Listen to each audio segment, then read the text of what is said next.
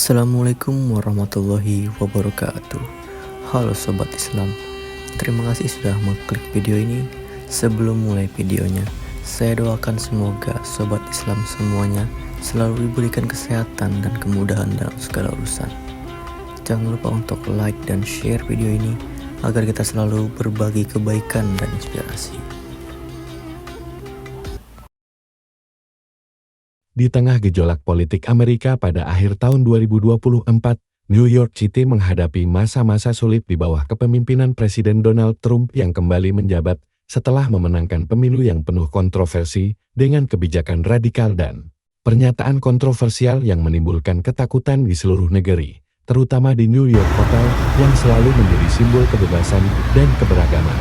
Warga New York hidup dalam bayang-bayang ketakutan, terutama setelah kebijakan imigrasi Trump yang semakin ketat dan serangan verbalnya terhadap komunitas Muslim, sehingga suasana kota yang biasanya penuh semangat sekarang terasa tegang.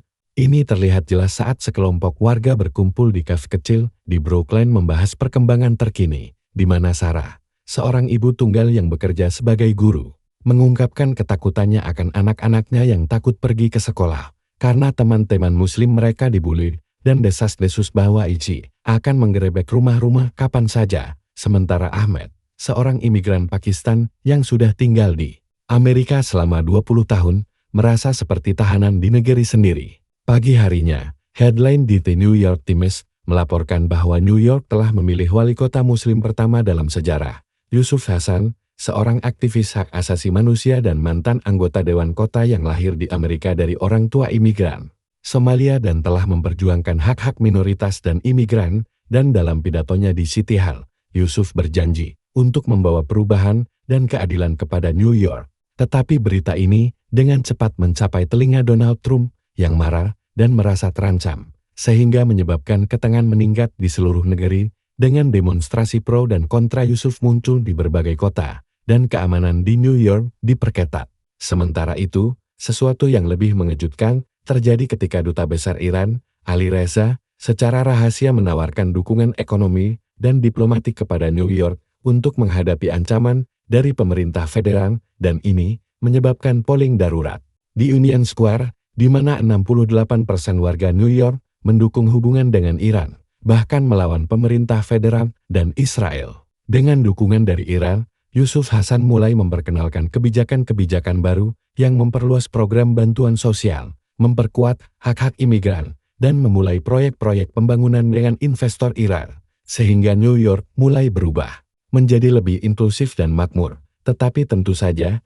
ini tidak luput dari perhatian Trump yang menyerang langsung dalam pidatonya di Kongres dan memerintahkan Department of Justice untuk menyelidiki. Namun kasus ini akhirnya sampai di Supreme Court, di mana Yusuf berhasil membuktikan bahwa tindakannya legal dan sesuai dengan hukum negara bagian, sehingga New York tetap di bawah kepemimpinan Yusuf, dan dukungan dari Iran terus berlanjut menjadi contoh bagi kota-kota lain di Amerika. Dan akhirnya, setelah masa kepresidenannya yang gagal, Trump kalah dalam pemilu berikutnya, dan Amerika memulai masa pemulihan. Sementara di New York, Yusuf Hasan berpidato di City Hall sekali lagi, kali ini dengan rasa bangga yang luar biasa, menyatakan bahwa New York akan tetap berdiri, kuat dan bersatu, sebagai lambang harapan dan bukti bahwa bersama-sama kita bisa menghadapi apapun. Dukungan untuk Iran lebih tinggi daripada Israel. Ini bukanlah sesuatu yang baru. Konflik di Gaza dan kebijakan Israel yang kontroversial telah memicu gelombang simpati terhadap Palestina dan, secara ekstensi, Iran. Menurut survei, 42% responden di bawah usia 30 tahun di New York merasa bahwa AS seharusnya netral atau mendukung Iran dalam isu nuklir, dibandingkan dengan 38% yang mendukung Israel. Ini adalah perubahan dramatis dari dekade sebelumnya, saat dukungan untuk Israel hampir mutlak. Saya mulai melacak asal-usul ini melalui wawancara dengan berbagai pihak. Pertama, ada David, seorang mahasiswa di NU yang mewakili generasi muda. Dia adalah anak kuliahan biasa, dengan rambut acak-acakan dan tas ransel penuh buku, tapi pandangannya tentang geopolitik sangat tajam. Saya tidak membenci Israel, katanya saat kami duduk di Taman Washington Square. Tapi apa yang terjadi di Gaza? Itu genosida, Alex, dan Iran. Meskipun bukan negara sempurna, Setidaknya mereka menentang kekuasaan itu.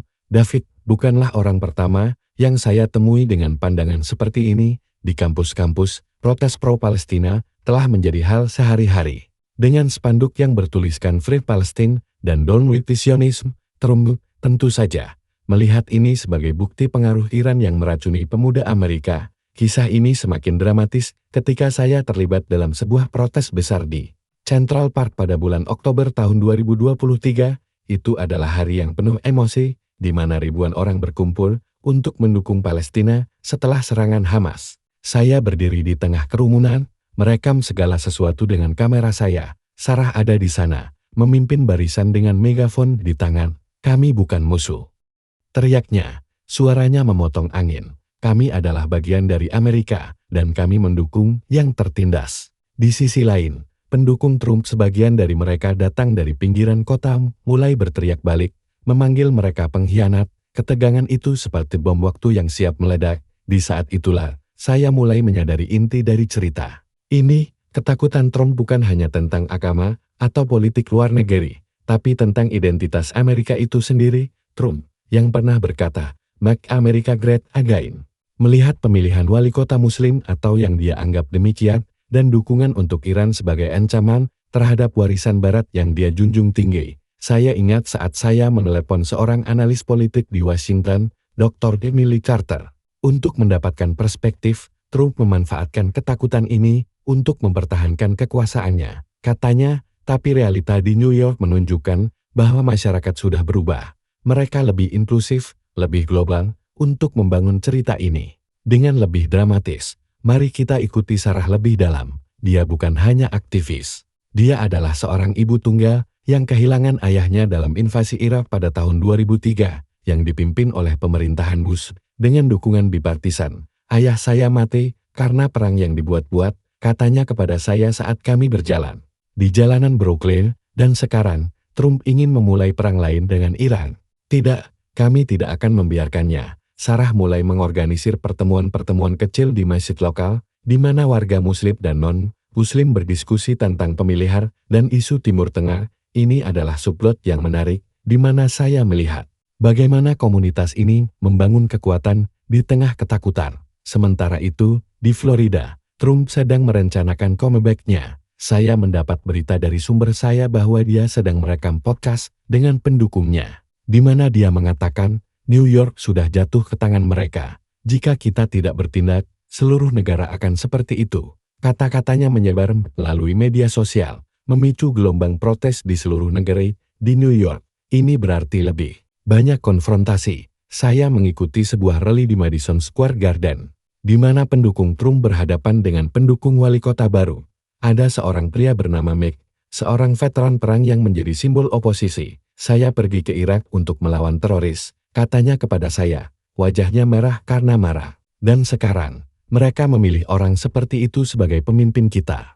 Cerita ini semakin intens saat saya menelusuri akar dukungan untuk Iran. Menurut data dari Institute for Middle East Understanding, banyak warga New York, khususnya di kalangan imigran dari Timur Tengah, memiliki keluarga di wilayah itu. Seorang pria bernama Karim, yang saya temui di sebuah toko halal di Bronx, menceritakan bagaimana keluarganya di Iran menderita sanksi IS. Iran bukan sempurna, tapi Israel telah membunuh ribuan orang tak bersalah. Katanya, mengapa kita harus mendukung mereka? Ini adalah momen yang membawa saya ke inti berita. Survei Pew menunjukkan bahwa 51% warga New York percaya bahwa kebijakan IS terhadap Israel terlalu pro-Zionis, dan 47% lebih memilih dialog dengan Iran.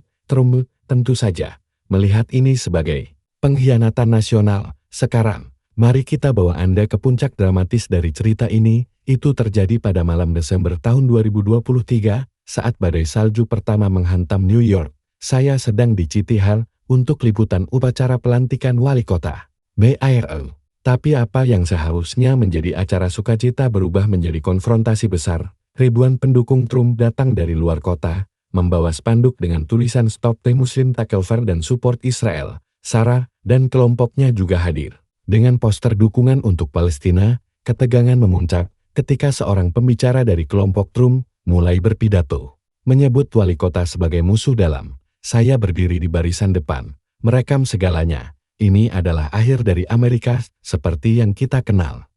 Teriak pembicara itu, tapi Sarah melangkah maju, mikrofon di tangan. Tidak, ini adalah awal dari Amerika yang lebih baik. Jawabnya, suaranya bergema di antara salju yang turun, kerumunan berteriak, dorong-dorongan terjadi, dan polisi harus campur tangan. Di tengah kekacauan itu, saya melihat wajah-wajah ketakutan dan harapan bercampur aduk. Trump, dari jauh, tweeted. Melalui akun cadangannya, New York sudah kalah, waspadalah, Amerika. Ini adalah inti cerita, ketakutan Trump bukan hanya tentang satu pemilihan atau survei, tapi tentang pergeseran besar dalam masyarakat. Di New York, warga telah memilih untuk mendukung yang tertindas, baik itu melalui pemilihan wali kota yang mewakili inklusivitas atau dukungan untuk Iran sebagai bentuk protes terhadap ketidakadilan. Saya menyadari bahwa cerita ini bukan tentang siapa yang menang atau kalah, tapi tentang bagaimana demokrasi Amerika sedang berevolusi.